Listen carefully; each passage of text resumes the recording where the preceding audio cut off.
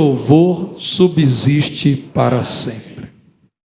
Existe algo que surpreenda o Deus eterno? Existe algo que escape à vontade de Deus? Certamente você, meu irmão, dirá que não.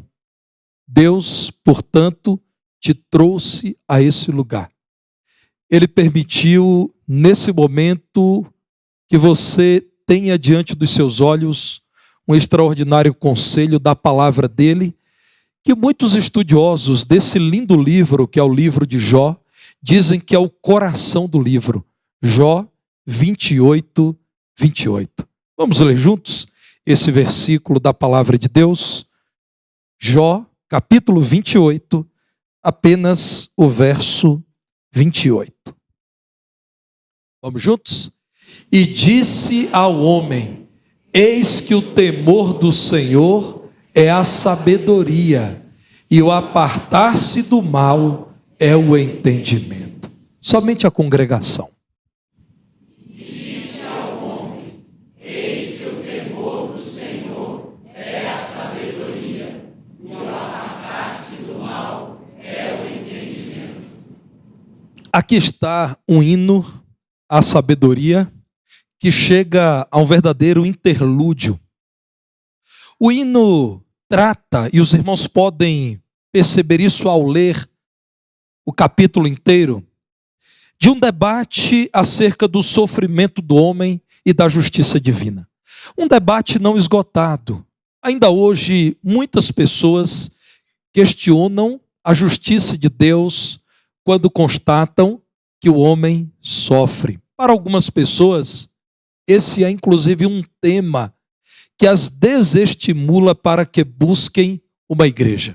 Graças a Deus, a pergunta inquietante do verso 12 é respondida. E você mesmo pode, ao conferir esse interlúdio, entender a resposta do Senhor. Em Jó 28, 12, a pergunta é: mas onde se achará a sabedoria? E onde está o lugar do entendimento? Essa é uma pergunta inquietante, respondida a um homem conhecido por sua sabedoria, porque era um homem temente a Deus. Um homem descrito também em seu temor a Deus. Confira Jó, ainda no capítulo 1, o verso 1, quando, ao falar da personagem central do livro, esse homem da terra de Uz, a palavra diz o seguinte: que havia um homem nesta terra, a terra de Uz, cujo nome era Jó. Vejam, irmãos, a biografia de Jó aqui resumida. Homem íntegro e reto, temente a Deus e que se desviava do mal. Nós estamos falando de um homem que reiteradamente é lembrado por seu temor a Deus. Jó, capítulo 1, verso 8. Satanás perguntou ao Senhor se Jó resistiria em sua integridade e temor a Deus, sendo tentado. Perguntou ainda então o Senhor a Satanás: observaste o meu servo Jó?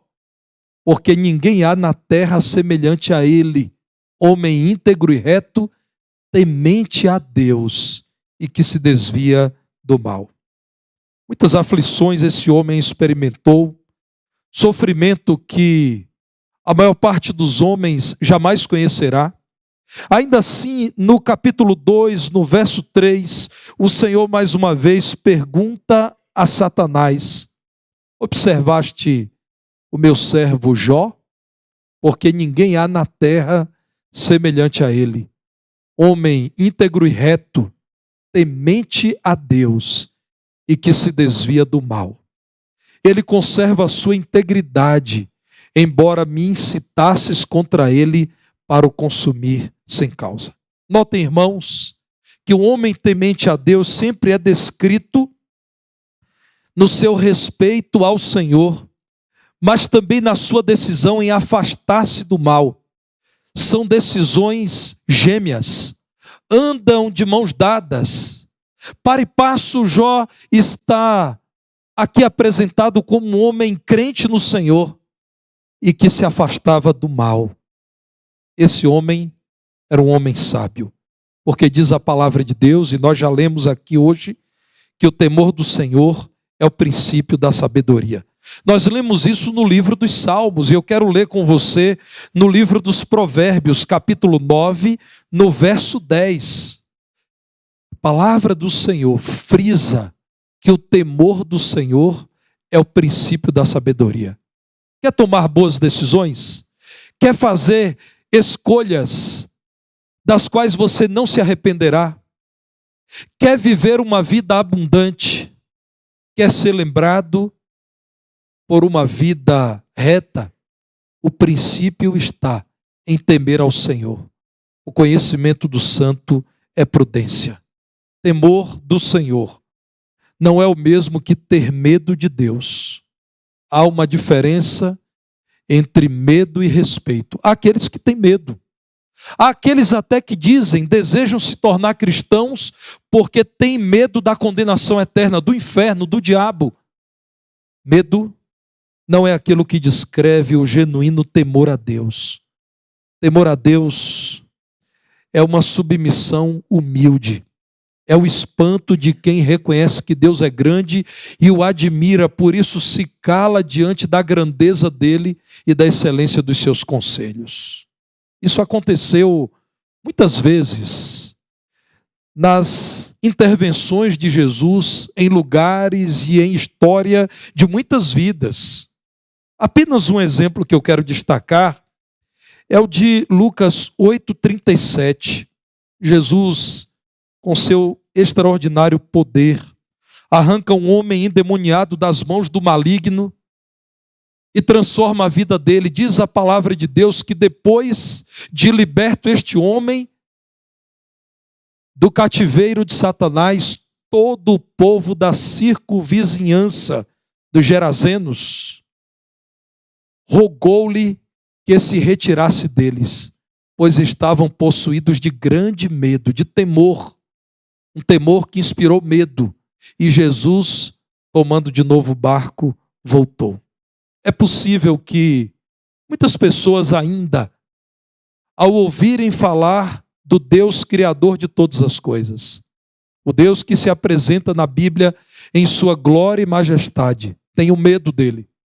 Mas existe também um povo numeroso, o povo crente, que associa temor a respeito, a consideração, a crédito. É aquele povo que demonstra temor ao Senhor, porque sabe quem é o Senhor. Meus irmãos, viver no temor do Senhor é, antes de tudo, reconhecer o lugar que Ele ocupa. Em Jó 28 é dito que o temor do Senhor é a sabedoria. É sábio quem reconhece o Senhor, que não busca sabedoria de modo independente, que não busca no homem e em suas ideias, aqueles tesouros que somente são encontrados em Deus.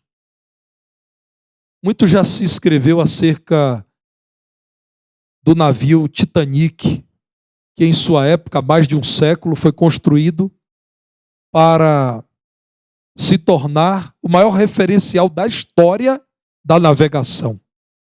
Até ele, nenhum outro era tão grande e podia transportar tantas pessoas e tantos bens ao mesmo tempo. Muitas biografias de pessoas que estiveram no naufrágio do Titanic. Muitas matérias acerca das declarações anteriores à inauguração dão conta de que pelo menos um dos construtores disse: nem Deus afunda este navio. Eu não sei se a pessoa que disse isso em sua loucura não refletiu sobre o que disse. Mas o certo, irmãos, é que isso não é tudo. O que se disse desse trágico acidente é que muitas pessoas declararam que elas entraram nesse navio com uma certeza, que elas não corriam risco algum. E eu quero aqui te chamar a atenção para a falta de temor a Deus de quem confia tanto nos planos do coração do homem, que acredita que não precisa do cuidado e da sabedoria de Deus. Muitas pessoas declararam: a maior surpresa de minha vida foi ter visto esse navio afundar. A maior parte dos que estavam no navio morreu, a maior parte morreu mesmo, mas uma parte sobreviveu. Dos sobreviventes, várias pessoas relataram: não poderíamos imaginar que algo assim aconteceria. Nós vimos o projeto, nós guardamos dinheiro para participar dessa viagem, nós vimos com os nossos olhos uma estrutura extraordinária. Como pôde isso acontecer? Eu e você precisamos aprender com os erros cometidos por aqueles que nos antecederam nesse mundo. Falta de temor a Deus é sentenciar que a sabedoria do homem é suficiente para dirigir a sua vida. Viver no temor de Deus é reconhecer que só existe um Deus eterno, porque é eterno. Ele conhece toda a história e ninguém pode conhecer melhor a vida humana, a existência humana, aquilo que acontece nesse mundo, melhor do que ele. Ninguém. O temor de Deus é o reconhecimento de que Ele é todo poderoso. Ele não faz aquilo que eu quero necessariamente. Ele faz aquilo que Ele quer. Mas todo o poder está nas mãos dEle. E faz muito bem ao homem reconhecer que o poder está nas mãos de Deus e não em si mesmo. Há uma multidão de frustrados, abatidos, cansados, porque acreditaram que poderiam com o próprio poder resolver os problemas de sua vida. Irmãos, multiplicam-se os frustrados com os influenciadores da internet.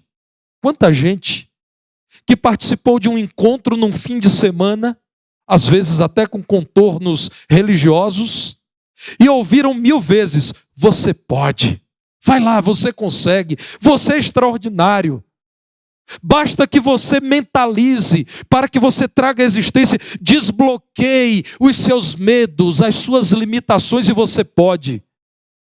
Eu conheci uma pessoa, irmãos, que se converteu porque, estando num evento desse, ela foi induzida a caminhar numa pequena estrada de brasas vivas. E essa pessoa me disse: pastor, eu e quase todos acreditamos, depois de ouvirmos uma palestra motivacional, que poderíamos caminhar sobre as brasas e não queimaríamos o pé. O meu pé se arrebentou por completo. Cheguei em casa, o meu esposo disse: você está vendo o que você fez da sua vida? Que bobagem! E ela, querendo se agarrar a uma solução para a vida dela, finalmente aceitou o convite de uma membro da primeira igreja batista em Divinópolis, participou de um culto, entregou a vida a Cristo, tornou-se serva do Senhor.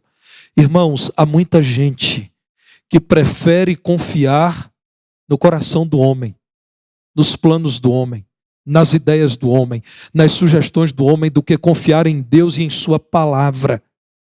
Temer a Deus é reconhecer que ninguém tem em si a sabedoria que pertence àquele que criou o mundo como você conhece. Aquele tempo em que a onda quebra na praia. Aquela transição da lua para o sol. O funcionamento do seu corpo. Tudo isso é resultado do trabalho de um Deus santo e sábio. Porque se negar a temer a Deus, a reconhecer o lugar que Ele ocupa. Jó 28 está falando também da tomada de decisões. Você quer viver no temor de Deus? Tome decisões em concordância com a vontade do Senhor. Eis que o temor do Senhor é a sabedoria. Quais são as fontes de sabedoria que Deus tem providenciado para nós? São muitas. Ele estabeleceu uma lei natural na criação. É sábio que você observe este mundo e como ele foi organizado por Deus. É sábio que você perceba os seus limites.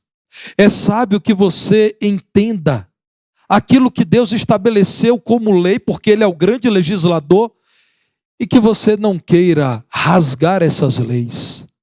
Quantas pessoas desafiando a lei da gravidade, as leis que Deus estabeleceu, perderam a vida precocemente. É aquele garoto irresponsável que com uma motocicleta acelera até 200 quilômetros por hora, sem capacete, sem proteção, acreditando que ele domina a vida dele e o futuro dele. É aquela pessoa que resolveu virar as costas para Deus e decide viver uma vida promíscua e se expõe a doenças que ceifam vidas e vidas há séculos. É aquela outra pessoa que decidiu que ela enriquecerá a qualquer custo e fará isso rapidamente. E se envolve com crime e desconsidera a brevidade da vida de alguém que se envereda pelo caminho do crime. Irmãos, Deus nos tem dado leis naturais, vale a pena considerá-las. Mas Deus tem nos dado também uma lei moral na nossa consciência. Uma das facetas mais intrigantes do estudo da história da humanidade é que existem certos princípios de preservação da vida e de demonstração de consideração ao outro que são universais.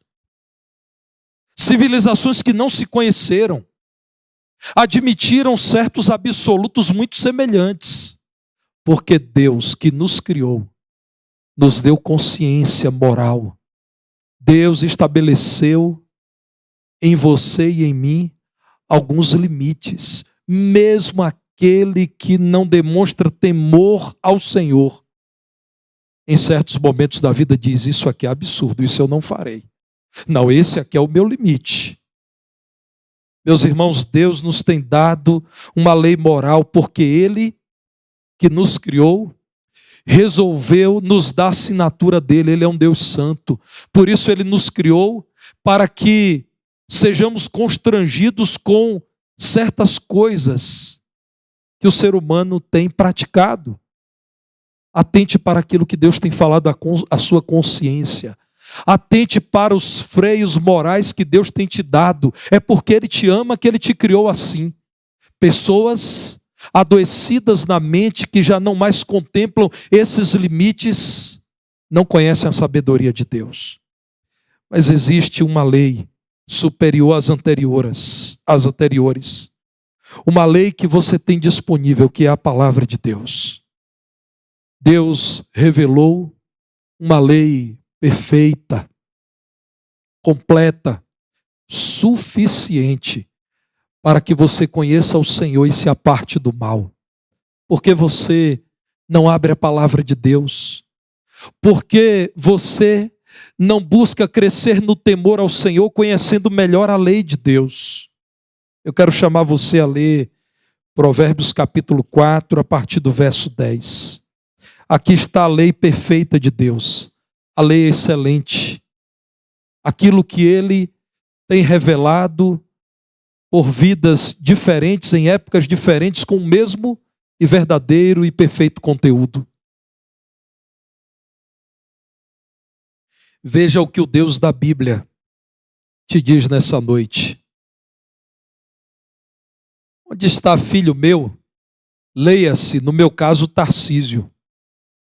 No caso da irmã Terezinha, ouve Terezinha. No caso do irmão Josias, ouve Josias. No caso do irmão Davi, ouve Davi. Façam isso agora, irmãos. Ouve, filho meu, e aceita as minhas palavras, e se te multiplicarão os anos de vida. Você quer viver muito, quer viver bem? Verso 11. No caminho da sabedoria te ensinei, e pelas veredas da retidão te fiz andar. Em andando por elas, não se embaraçarão os teus passos, se correres, não tropeçarás. Retém a instrução e não a largues, guarda, porque ela é a tua vida. Não entres na vereda dos perversos, nem sigas pelo caminho dos maus. evita-o, não passes por ele, desvia-te dele e passa de largo, pois não dormem se não fizerem mal, e foge deles o sono, se não fizerem tropeçar alguém, porque comem o pão da impiedade e bebem o vinho das violências, mas a vereda dos justos é como a luz da aurora, que vai brilhando mais e mais, até ser dia perfeito. O caminho dos perversos é como a escuridão, nem sabem eles em que tropeçam. Filho meu, atenta para as minhas palavras, aos meus ensinamentos inclina os ouvidos, não os deixes apartar-se dos teus olhos, guarda-os no mais íntimo do teu coração, porque são vida para quem os acha e saúde para o seu corpo. Sobre tudo o que se deve guardar, guarda o coração, porque dele procedem as fontes da vida. Desvia de ti a falsidade da boca e afasta de ti a perversidade dos lábios. Os teus olhos olhem direito e as tuas pálpebras diretamente diante de ti. Pondera a vereda de teus pés e todos os teus caminhos sejam retos. Não declines nem para a direita, nem para a esquerda. Retira o teu pé do mal. Eu quero convidar você, meu irmão, a olhar para o amor de Deus por sua vida, o zelo de Deus por você, e não se deixar levar pela propaganda desse mundo que normalmente dirá: quer viver uma vida empolgante? Quer viver uma vida emocionante? Quer descobrir aquilo que a maioria das pessoas não conhece? Você quer fazer a sua vida valer a pena? Satanás dizendo: lança-te daqui para baixo. Satanás dizendo: te darei todas as glórias desse mundo. Satanás te dizendo: basta me adorar um pouquinho, fazendo as coisas que eu gosto e que eu apresento a você. Eu quero chamar você, meu irmão, a romper com o senso comum que tenta te dizer que viver no pecado é empolgante. Não é. O pecado te destrói e ao final te entregará culpa, medo, dor, arrependimento e separação de Deus. Chega, meus irmãos, de ouvirmos esta conversa que nunca deu certo em nenhuma geração, de que viver como o seu coração quer e de que caminhar como os seus amigos te pedem, gente que não conhece ao Senhor. E que viver uma vida afastada dos princípios da palavra de Deus pode ser bom. É Satanás, o mentiroso, o enganador, a antiga serpente, o astuto inimigo de Deus, que continua dizendo a você que você poderá fazer o mesmo que gente que se deu mal na vida fez, mas terá um resultado diferente. Todos aqueles que rasgaram a palavra de Deus e resolveram viver segundo o conselho do seu coração, tiveram uma colheita tenebrosa. Nós estamos aqui em nome do Senhor Jesus para dizer a você: não acredite, o diabo é o pai da mentira. Ele está mentindo quando ele diz a você que romper com o seu Criador, que te ama, que desconsiderar a Bíblia que é verdadeira e atender conselhos de gente que não ama ao Senhor vai ser bom para você. É mentira, meu irmão, é mentira.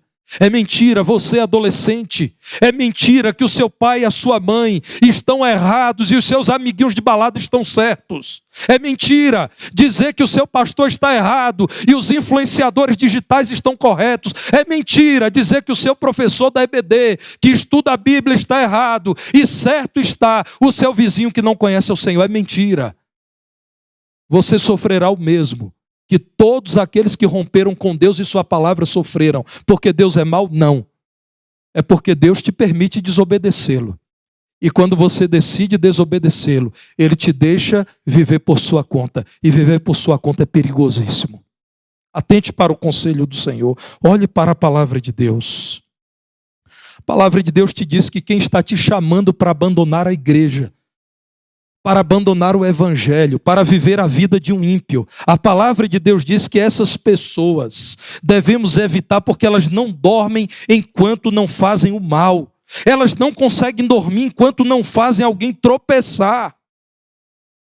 Diz a palavra de Deus: afaste os seus olhos, afaste seu coração de quem não tem temor a Deus e a sua palavra bendita. Viva no temor do Senhor. Afaste-se daquilo que é reprovado por Deus. É uma luta, eu sei. É uma tremenda batalha. Mas há poder no nome de Jesus para que você vença. Ao provar e ver de que o Senhor é bom. É aquilo que a palavra de Deus diz. Esta igreja, usada por Deus, está aqui para te dizer que faz bem, por temor a Deus, você ter medo de pecar. Por falar em medo, quer ter medo de algo? Tenha medo de pecar. Tenha medo de ofender o Senhor. Tenha medo de desobedecer a palavra do Senhor. Esse é o bom medo. Sabe aquele medo de quem diz, eu não vou no zoológico colocar a mão na boca do leão? Esse medo é bom. É o medo de quem diz, eu não vou pegar nesse fio desencapado. Esse é o medo bom. Deus te abençoe com a decisão de temer viver no pecado. Aquilo que tem aparência do mal. Até mesmo, irmãos, na vida cristã. Moody dizia que o empreendimento cultural que não começa nem se consuma no culto é vão. E o culto, se não for o verdadeiro culto ao Senhor, é vaidade. Até mesmo isso o homem é capaz de fazer. Vamos participar de um culto. O homem no centro, o espetáculo, todo mundo empolgado porque está participando de algo empolgante. Até o culto, irmãos, ao Senhor, que deve significar devoção a Deus, pode se transformar em maldição para quem começa a cultuar o seu próprio gosto, a sua vontade, fazer o que ele quer do culto que pertence ao Senhor.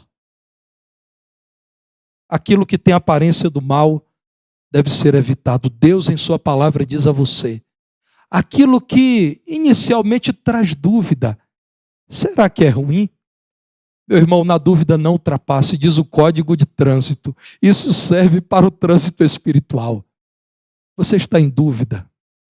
Você não tem certeza que Deus aprova? Recue. Estude um pouco mais. Ore um pouco mais. Reflita. Peça conselho a quem anda com Deus, mas não corra o risco de desconsiderar a aparência do mal. Afaste-se daquilo que você sabe que é pecaminoso. Provérbios 1:7 diz que só os loucos desprezam a sabedoria e o ensino. Não faça loucura da sua vida, não despreze a sabedoria de Deus e o ensino do Senhor.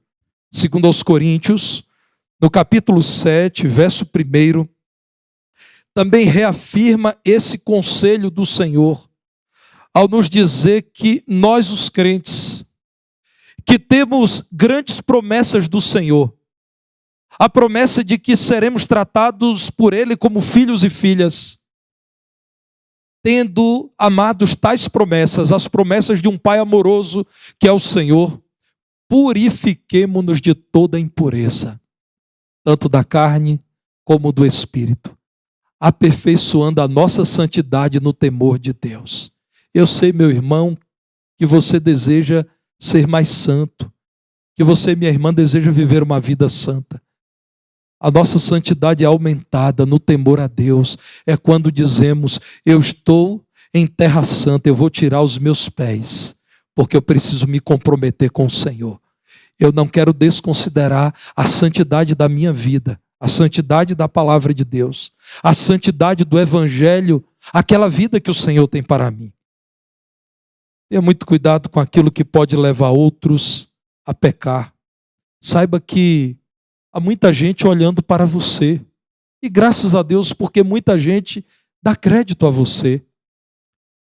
E sabe que você é temente a Deus.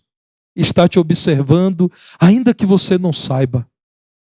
As suas escolhas, as suas decisões, aquilo que é prioridade em sua vida, aquilo que você rejeita, tenha cuidado para que você não viva uma vida que empurre aqueles que não conhecem profundamente a palavra do Senhor para o pecado.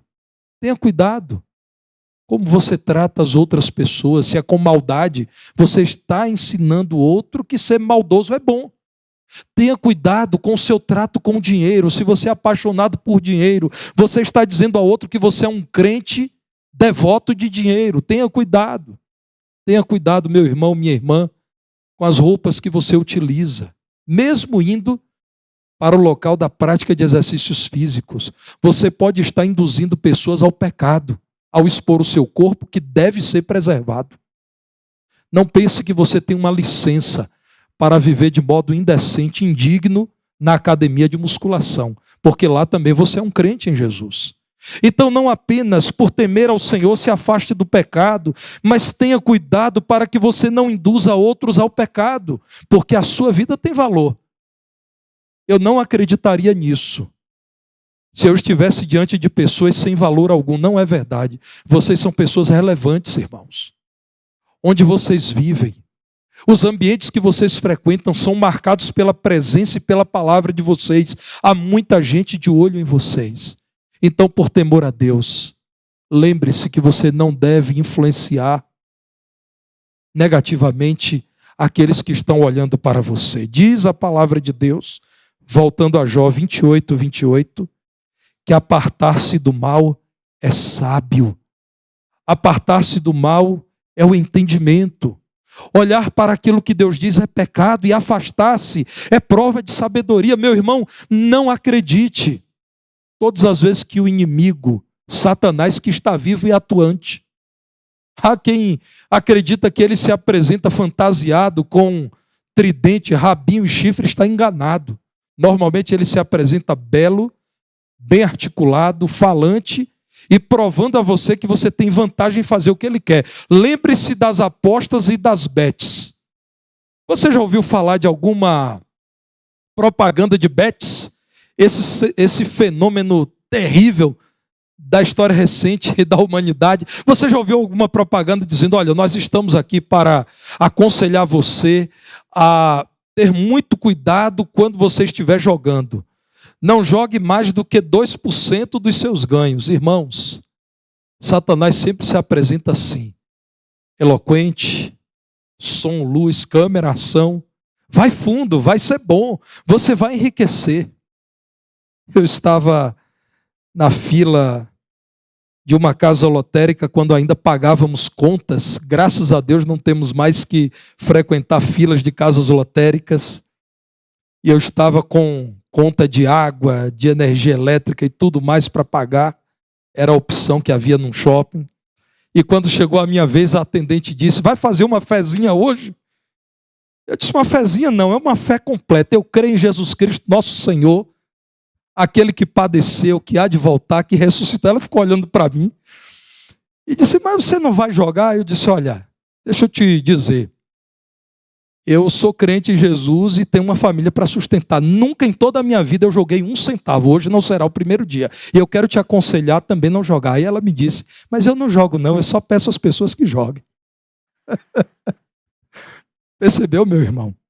Irmãos, a vida de um homem sábio, de uma mulher sábia que observa aquilo que acontece à sua volta, ensina muito.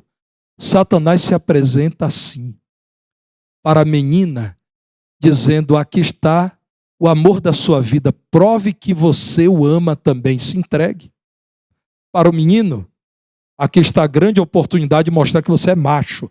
Quando eu era criança, irmãos, toda vez que alguém dizia: quero ver se você é homem, eu me dava mal para provar que eu era homem. Satanás, irmãos, se apresentará sempre tentando você a grandes vantagens. Há muita emoção. Aquilo que vai transformar a sua vida, mas o que ele entregará? Ele entregará para você escravidão espiritual, a separação de Deus, as consequências do pecado que são amargas. A palavra de Deus diz que existe uma recompensa, um salário, existe um olerite, existe um contra-cheque para o pecado, é a morte. Portanto, irmãos, temor a Deus também se vê quando alguém vive amando ao Senhor de tal modo que quer apartar-se do mal. Não saia de casa, meu irmão, sem antes clamar ao Senhor, ajoelhar-se diante de Deus: ó Deus, me afaste do mal. Me dê discernimento para que eu veja aquilo que vem de Satanás, para que eu me afaste. Irmãos, é uma tragédia na vida cristã quando um crente faz de conta que o diabo já não existe. É porque somos de uma igreja bíblica que não dá a ele o crédito que ele não deve ter. É porque nós não vivemos banalizando a figura do diabo. que por vezes fazemos de conta que ele não existe. É porque cremos na segurança eterna dos salvos. É porque sabemos que nada pode nos afastar do amor de Deus que está em Cristo Jesus nosso Senhor. Nem ele, nem o inimigo, que às vezes desconsideramos que ele, tal como um animal feroz, querendo carne, está ao nosso derredor tentando nos destruir, nos tragar. Satanás não brinca em serviço. Ele quer destruir a sua vida. Por isso, ouça o conselho da palavra de Deus. Aparte-se do mal, não brinque com o mal. Não faça do mal um bichinho de estimação. Rompa com o pecado hoje em nome de Jesus. Há um risco iminente para quem desconsidera o temor a Deus. Então, seja temente a Deus. Isto é, ame o Senhor de verdade. Valorize a palavra dele e queira viver aprovado por ele. E assim você está preparado para encarar as lutas desta vida. Quanto à igreja, irmãos, queira Deus que se veja em nossa amada igreja a descrição das igrejas da Galácia em Atos 9, verso 31. A igreja que estava na Judeia, na Galileia e em Samaria. A igreja de Jesus. É dito que a igreja tinha paz, edificando-se e caminhando no temor do Senhor, e no conforto do Espírito Santo crescia em número. Os nossos irmãos reconheceram o lugar exclusivo do Senhor. Passaram a tomar decisões que puseram a vida deles em risco, mas decisões que concordavam com a vontade de Deus e se afastaram do pecado. A igreja do Senhor caminhou em paz, porque caminhou no temor do Senhor. A minha oração, e sei que a oração dos irmãos é que esta igreja seja uma igreja que caminha, que anda no temor do Senhor, que reconhece que o Senhor é excelente em todas as suas obras. O caráter dele é admirável acima de todas as coisas. Uma igreja que reconhece que a palavra do Senhor é digna de todo respeito, deve ser lida, deve ser amada, deve ser compartilhada, deve dirigir as nossas reuniões, os nossos planos. E uma igreja que, mesmo incompreendida, se afasta daquilo que tem a aparência do mal, por conta do temor ao Senhor. O temor ao Senhor nos torna por vezes impopulares, nos torna por vezes, aos olhos dos homens, ultrapassados. Mas o temor ao Senhor é sempre recompensador. A minha oração é que todos nós tenhamos decidido viver no temor do Senhor. Não faltarão recompensas da parte do Senhor.